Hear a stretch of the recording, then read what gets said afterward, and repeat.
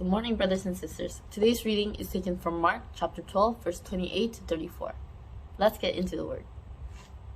This passage, Jesus tells us explicitly our two greatest commandments as his followers. First, to love the Lord our God with all our heart, with all our soul, with all our mind, and all of our strength. And second, to love our neighbors just as we love ourselves. Now, firstly, we will always overlap this. At least I do.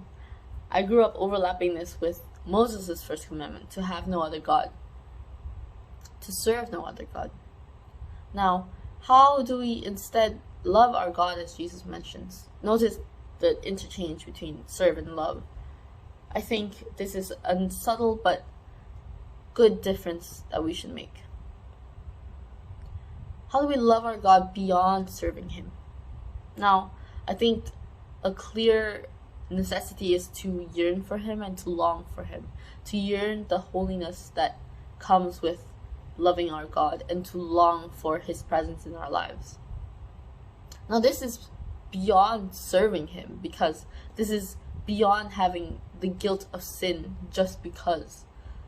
And I think if you have the guilt of sin that is through yearning and longing for God's presence in our lives, I think that is more substantiated than just having a superficial guilt that was instilled with us through human teachings and teachings of those around us. We must have the love of God to anchor ourselves, or else it'll just be guilt. And our God is a God of love.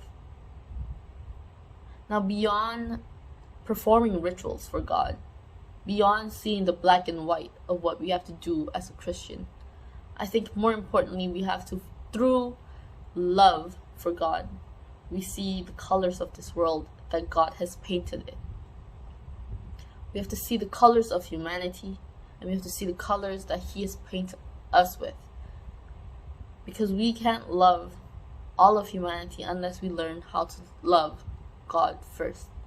Now, God has guided us through our lives, in the ups and downs, and he was there for us for everything.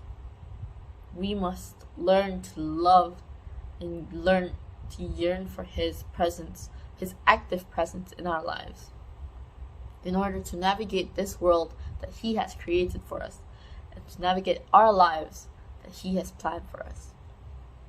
Let us take today to appreciate all that God has provided us with in this life, and all of the people, and to love them just as God loves them, and to love ourselves as just as God loves us, and to use our lives as an instrument of not only his passion and his grace, but also, most importantly, as Jesus has said, to be an instrument of his love.